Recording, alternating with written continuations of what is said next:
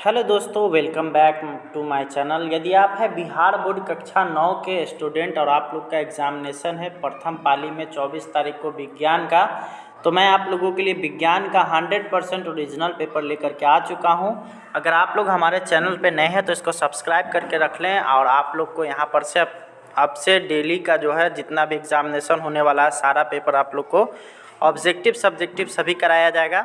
तो आप लोग चैनल से जुड़ सकते हैं और साथ ही आप लोग को अगर सब्जेक्टिव क्वेश्चन आपको और ये ऑब्जेक्टिव क्वेश्चन लेना है तो आप लोग जो है हमारे टेलीग्राम चैनल से जुड़ सकते हैं, जिसका लिंक आपको डिस्क्रिप्शन में मिल जाएगा। साथ ही मेरे दूसरे चैनल पे भी आप अगर सपोर्ट दिखाना चाहते हैं तो उसका भी लिंक मिल जाएगा। तो चलिए हम लोग स्टार्ट करेंगे वीडियो और देखना शुरू करेंगे इसके पहले नंबर क्वेश्चन से। यहाँ पे आप लोग देखिएगा, पहला नंबर क्वेश्चन है वो है आप लोग का द्रव्यमान और वेग के गुणनफल को कहते हैं। तो सबसे पहले आप लोग को बता दें कि आप लोग के एग्जामिनेशन में 80 क्वेश्चंस रहेंगे, जिसमें से आप लोग को मात्र 40 का आंसर करना है। और आप लोग इस तरह से लिख लेंगे जैसे कि आपका 1 नंबर का यहाँ पे आपको मैं आंसर बता रहा हूँ, हो जाएगा आपका ऑप्शन नंबर ए। तो आपको ऑप्शन नंबर ए यहाँ पे लिख लेना है, 1 का इस तरह से ए करके इस तरह से लिख लेना है। चूँकि आप लोग को 100% इसी तरह से क्वेश्चन रहने वाला है तो वहाँ पे पूरा क्वेश्चन लिखने की आवश्यकता नहीं है। आप लोग आराम से 1 का ए लिख सकते हैं और इसका जो आंसर हो जाएगा वो हो जाएगा आपका ऑप्शन नंबर ए, यानी कि संवेग। नेक्स्ट अगला हम लोग देख लेंगे। तो अगला यहाँ पर आएगा कार्य करने की दर को क्या कहते हैं। तो कार्य करने की दर को ऊर्जा कहा जाता है, यानी कि ऑप्शन नंबर ए। अगला हम लोग देखेंगे तो आवृत्ति का एसआई मात्रक क्या होता है। तो आवृत्ति का एसआई मात्रक होता है हर्ट्ज, यानी कि ऑप्शन नंबर बी। आगे की ओर हम लोग चलेंगे। चौथा नंबर क्वेश्चन आप लोग देखिएगा, तो पृथ्वी के गुरुत्वीय त्वरण का मान क्या होता है। तो ये होता है आपका ऑप्शन नंबर बी, ये होगा 9.8 मीटर पर सेकेंड स्क्वायर, है ना। इस तरह से आप लोग वहाँ पे आप लोग जैसे ये 4 है तो 4 का बी आप लोग लिख लेंगे। आप लोग एग्जामिनेशन में जाकर के सिंपली इसको छाप देंगे। अगला हम लोग देखेंगे तो यहाँ पर आता है प्रत्येक क्रिया के समान एवं विपरीत प्रतिक्रिया होती है, यह गति का कौन सा नियम है। तो यह गति का तृतीय नियम होता है, यानी कि ऑप्शन नंबर सी हो जाएगा। आगे की ओर हम लोग चलेंगे तो अगला यहाँ पर आता है, अगला जो है यहाँ पर है चंद्रमा की सतह पर किसी वस्तु का भार पृथ्वी की सतह पर से उसके भार का कितना गुना होता है। तो वहाँ पे चंद्रमा की बात किया जाए तो ये हो जाएगा आपका ऑप्शन नंबर डी, यानी कि 1/6 गुना हो जाता है। ठीक है, अगला हम लोग देखेंगे तो अगला सवाल यहाँ पर आएगा, अगला है यहाँ पर कि दाब का एसआई मात्रक क्या होता है। तो दाब का एसआई मात्रक होता है न्यूटन प्रति मीटर स्क्वायर, यानी कि ऑप्शन नंबर बी। अगला हम लोग देखेंगे तो 8वां नंबर क्वेश्चन यहाँ पे आएगा, निम्न में से कौन सही नहीं है। तो यहाँ पे 8 का जो आंसर हो जाएगा वो हो जाएगा आपका option number D, VA² + U² बराबर 2AS। इस तरह का कोई भी फार्मूला आप लोग के फिजिक्स में नहीं है। आगे की ओर हम लोग चलेंगे तो अगला यहाँ पर आ जाएगा, यहाँ पर 9वां नंबर है, किसी वस्तु के जड़त्व का गुण पाया जाता है। तो ये इसका जो आपका आंसर हो जाएगा 9 का वो हो जाएगा आपका ऑप्शन नंबर बी, यानी कि द्रव्यमान के कारण, यानी कि इसको हम लोग इस तरह से 9 का बी लिख सकते हैं। इस तरह से आप लोग को आसानी रहेगा। 10वां नंबर देखेंगे तो ऋणात्मक त्वरण को क्या कहते हैं। अगर ऋणात्मक त्वरण हो रहा है तो इसको हम लोग मंदन बोलते हैं, यानी कि ऑप्शन नंबर बी। आगे की ओर हम लोग देखेंगे तो अगला यहाँ पर सवाल आता है, वो होता है रॉकेट का प्रणोद किस सिद्धांत पर आधारित है। तो ये हो जाएगा आपका ऑप्शन नंबर ए, संवेग संरक्षण के सिद्धांत पर आधारित है। ठीक है, आगे की ओर हम लोग चलते हैं तो गतिज ऊर्जा का व्यंजक क्या होता है। तो गतिज ऊर्जा का जो व्यंजक हो जाएगा, यहाँ पे गतिज ऊर्जा की बात किया जाए तो वो होता है, उसका फार्मूला अगर बात करिएगा तो 1/2 mv², जो कि आपका ऑप्शन नंबर बी में है, इसलिए इसका ऑप्शन नंबर बी 100% करेक्ट है। आप लोग इसको मैच भी कर सकते हैं जहाँ से आपको मैच करना है। अगला हम लोग देखेंगे तो अगला यहाँ पर आता है, यदि किसी पिंड का विस्थापन शून्य हो है तो बल के कारण उस पिंड के द्वारा किया गया कार्य क्या होगा। तो यहाँ देखिए, जब विस्थापन यहाँ पे हो गया शून्य, यानी कि 0 हो गया, तो इसका जो किया गया कार्य भी होगा वो भी क्या हो जाएगा, 0 हो जाएगा, यानी कि ऑप्शन नंबर ए। नेक्स्ट अगला हम लोग देखेंगे 14वां नंबर क्वेश्चन। तो यहाँ पर है, किसी तरल में किसी वस्तु को डुबाने पर तरल द्वारा वस्तु के ऊपर की ओर लगने वाला बल क्या कहलाता है। तो उसको अगर कभी भी तरल में अगर डुबाया जा रहा है, वो वस्तु के ऊपर जो बल लगता है उसको उत्प्लावन बल बोलते हैं, यानी कि 14 का हो जाएगा आपका ऑप्शन नंबर बी। आप लोग इसको नोट करते हुए चलेंगे। आगे की ओर हम लोग चलेंगे तो अगला आता है यहाँ पर, किसी वस्तु का वेग दोगुना कर दिया जाए तो गतिज ऊर्जा क्या हो जाएगा। तो यहाँ पे जब वेग को दोगुना करना है, गतिज ऊर्जा का आप लोग फार्मूला देख रहे हैं तो ये होता है 1/2 mv²। और चूँकि यहाँ पे v = 2 भी कर दिया गया है तो यहाँ पे होगा क्या, 4 गुना हो जाएगा, यानी कि आपका ऑप्शन नंबर सी 100% करेक्ट हो जाएगा, क्योंकि 2 का स्क्वायर 4 होता है तो ये 4 गुना हो जाएगा, यानी कि ऑप्शन नंबर सी। नेक्स्ट अगला हम लोग देखेंगे तो अगला यहाँ पर आता है 20 Hz से कम आवृत्ति वाले ध्वनि को क्या बोलते हैं। तो यहाँ पे याद रखिएगा कि 20 Hz वाले जो ध्वनि होते हैं उनको अश्रव्य बोलते हैं। अब श्रव्य यानी कि ये हो जाएगा आपका 16 का, वो हो जाएगा बी, नंबर 16 का हो जाएगा बी। आप लोग इस तरह से लिखते हुए चलेंगे। अगला हम लोग देखेंगे 17वां नंबर क्वेश्चन। तो अगला आता है यहाँ पर कोणीय वेग का मात्रक क्या होता है। तो कोणीय वेग का अगर मात्रक आप लोग जानिएगा तो हो जाएगा आपका ऑप्शन नंबर बी, यानी कि रेडियन प्रति सेकेंड, यानी 17 का आपका हो जाएगा ऑप्शन नंबर बी। आगे की ओर हम लोग बढ़ते चलेंगे तो अगला यहाँ पर आ जाएगा संवेग परिवर्तन की दर समानुपाती होता है तो किसके। तो इसका जो आपको जो दिया गया है उसमें आपका ऑप्शन नंबर बी हो जाएगा, यानी 18 का हो जाएगा आपका ऑप्शन नंबर बी, यानी कि आरोपित बल के समानुपाती होता है। अगला आता है शक्ति का एसआई मात्रक क्या होता है। तो 19वां जो हो जाएगा शक्ति का एसआई मात्रक अगर बात किया जाए तो वो होता है जूल प्रति सेकेंड, यानी 19 का आपका हो जाएगा ऑप्शन नंबर बी। अगला हम लोग देख रहे हैं तो अगला यहाँ पर आ रहा है घर्षण बल हमेशा कार्य करता है। तो घर्षण बल का अगर बात किया जाए तो घर्षण बल हमेशा गति के विपरीत दिशा में काम करता है। अगर गति इस दिशा में होगी तो घर्षण इस दिशा में हो जाएगी, यानी अगर आप पूरब की तरफ चल रहे हैं तो आपके जो घर्षण लगेगा, आप बढ़ रहे हैं पूरब की तरफ तो घर्षण पश्चिम की ओर से लगेगा। अगला हम लोग देखेंगे तो अगला यहाँ पर आता है 1 हॉर्स पावर कितने के बराबर होता है। तो 1 हॉर्स पावर होता है आपका 746 वाट, यानी कि 21 का हो जाएगा आपका ऑप्शन नंबर सी। अगला सवाल हम लोग देखेंगे 22वां नंबर। तो वो आता है आपका यहाँ पर है किसी पिंड की स्थितिज ऊर्जा का व्यंजक क्या होगा। स्थितिज ऊर्जा का फॉर्मूला मांग रहा है तो यहाँ पे हो जाएगा आपका ऑप्शन नंबर ए, यानी कि mgh। ठीक है। अगला आता है 1 किलोवाट घंटा किसके बराबर होता है। तो 1 किलोवाट घंटा होता है आपका 3.6 गुने 10⁻6 जूल के बराबर होता है, यानी कि ऑप्शन नंबर डी। नेक्स्ट अगला हम लोग देखेंगे तो अगला है आवेग का एसआई मात्रक क्या होता है। तो 24 का ये हो जाएगा आपका ऑप्शन नंबर ए, न्यूटन प्रति सेकेंड ये होता है आवेग का एसआई मात्रक। अगला हम लोग देखेंगे तो स्पीडोमीटर जो है क्या मापता है। तो स्पीडोमीटर हमेशा जो है यहाँ पे जो है हमेशा चाल को मापता है। स्पीडोमीटर आप लोग के अगर गाड़ी में अगर देखिएगा तो उसमें लगा हुआ रहता है। तो स्पीडोमीटर जो है हमेशा आप लोग की गाड़ी का जो चाल होगा उसको नाप करके बताएगा कि अभी आपकी गाड़ी कितना किलोमीटर प्रति घंटा की रफ्तार से चल रही है। अगला हम लोग देखेंगे तो यहाँ पर है गैसों के कणों के बीच आकर्षण बल होता है। तो अगर बात करिएगा गैसों के कणों के बीच आकर्षण बल का तो वो लगभग नगण्य होता है, यानी 0 की तरफ होता है, यानी कि ये हो जाएगा 26 का होगा आपका ऑप्शन नंबर बी। आप लोग एक तरफ से इसको लिखते हुए चलेंगे, 40 का ही आंसर करना है।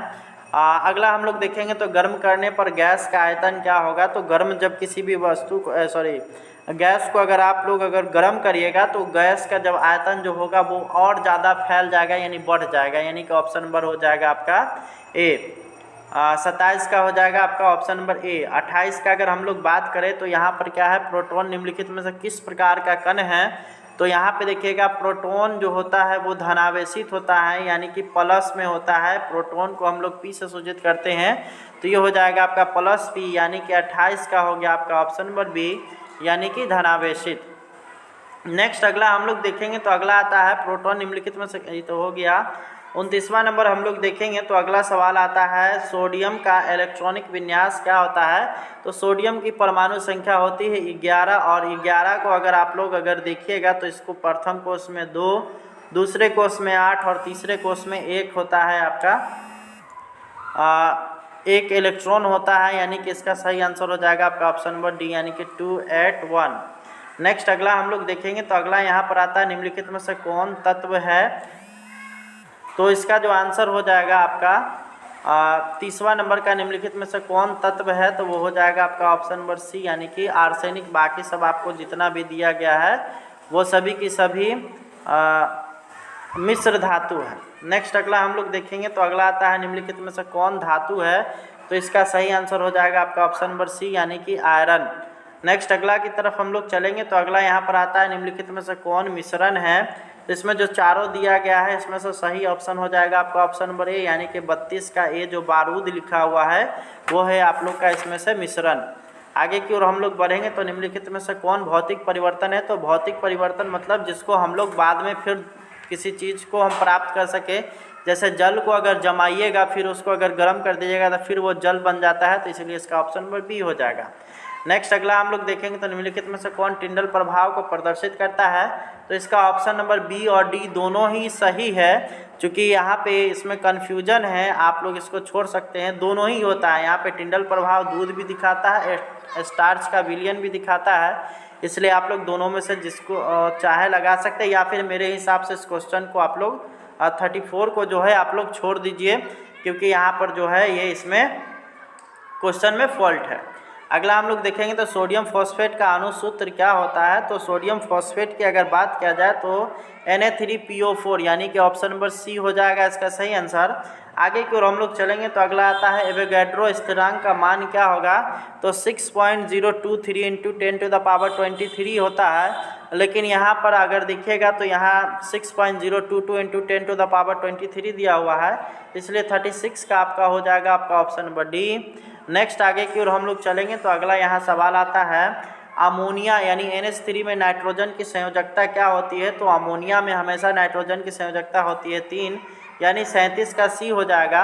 अगला आता है बेंजीन का सरलतम रूप क्या, सरलतम सूत्र क्या है। तो बेंजीन का जो सरलतम सूत्र होता है वो होता है C6H6 यानी कि ऑप्शन नंबर ए। अगला हम लोग देखेंगे 39 तो निम्नलिखित में से कौन मृदा प्रदूषक नहीं है। तो इसमें से जो आपको दिया गया है चारों का चारों ऑप्शन गलत है, तो इसलिए इस ऑप्शन को आप लोग छोड़ देंगे। अगला हम लोग देखेंगे तो यहाँ पर आता है निम्नलिखित में से कौन हरित गृह गैस नहीं है। तो ये हो जाएगा आपका ऑप्शन नंबर डी यानी कि O3। क्वेश्चन नंबर 40 का जो हो जाएगा वो हो जाएगा आपका ऑप्शन नंबर डी यानी कि O3। अगला आता है वायु प्रदूषक के रूप में कौन वाहन द्वारा उत्सर्जित नहीं होते हैं। तो यहाँ पे इसका जो हो जाएगा आपका ऑप्शन नंबर सी यानी 41 का आप लोग लिखिएगा सी यानी कि फ्लाई ऐश। अगला हम लोग देखेंगे 42वां नंबर। तो परमाणु के नाभिक में प्रोटॉन के अलावा दूसरा कौन कण उपस्थित रहता है। तो हमेशा न्यूट्रॉन उपस्थित रहता है। अगला है निम्नलिखित में से किस अक्रिय गैस में अष्टक नहीं होता है। तो आप लोग को पता होगा कि हीलियम एक ऐसा अक्रिय गैस है जिसके बाहरी कक्षक में 2 ही इलेक्ट्रॉन होते हैं, तो वहाँ पे अष्टक होने का कोई सवाल ही नहीं है। अगला आता है एक कक्षा में इलेक्ट्रॉनों की अधिकतम संख्या क्या होती है। तो ये होता है आपका ऑप्शन नंबर ए यानी कि 2n²। अगला हम लोग देखेंगे तो अगला यहाँ पर आता है धूम कोहरा यानी स्मॉग क्या है। तो 45 का जो हो जाएगा आपका ऑप्शन नंबर हो जाएगा बी कोहरा एवं धुआं का मिश्रण। अगला हम लोग देखेंगे तो अगला यहाँ पर आता है निम्नलिखित में से कौन समस्थानिक नहीं है। तो इसका हो जाएगा आपका ऑप्शन नंबर डी। अगला हम लोग देखेंगे तो अगला सवाल आता है यहाँ पर निम्नलिखित में से किसके द्वारा ओजोन परत का ह्रास होता है। तो यहाँ पे याद रखिएगा हमेशा ये होता है क्लोरोफ्लोरोकार्बन यानी ऑप्शन नंबर ए। अगला है ओजोन स्तर के ह्रास से कौन सा रोग होता है।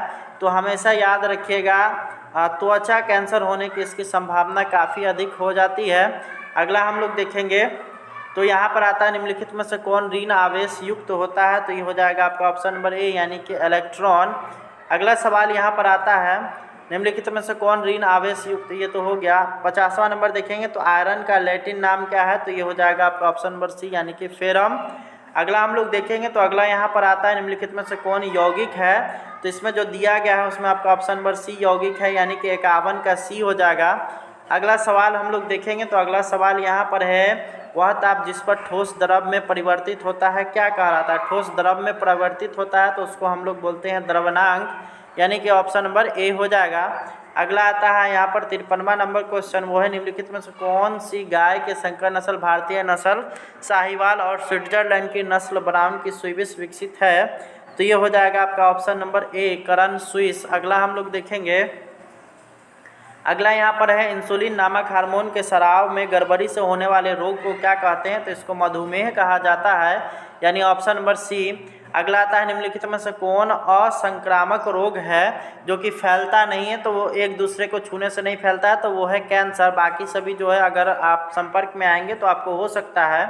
अगला आता है ऊतक नाम किसने दिया था। तो विचैट द्वारा दिया गया था यानी कि ऑप्शन नंबर बी हो जाएगा। अगला हम लोग देखेंगे तो संवेदना का चालन शरीर के एक भाग से दूसरे भाग में किसके द्वारा होता है। तो ये हो जाएगा आपका ऑप्शन नंबर सी यानी कि तंत्रिका ऊतक द्वारा। अगला हम लोग देखेंगे तो ओरिजिन ऑफ स्पीसीज किसके द्वारा लिखी गई है, तो ये हो जाएगा आपका ऑप्शन नंबर बी यानी कि डार्विन द्वारा।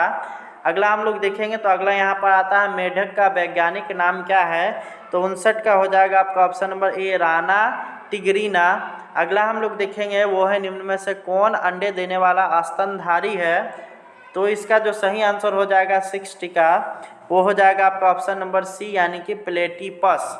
तो हम लोगों ने 60 क्वेश्चंस को ही यहाँ पे लिखा है क्योंकि आप लोग को आंसर ही 40 का करना है, तो 60 काफ़ी अधिक है। इसमें से आपको जो मन करे आप लोग 40 क्वेश्चंस का आंसर कर लेंगे।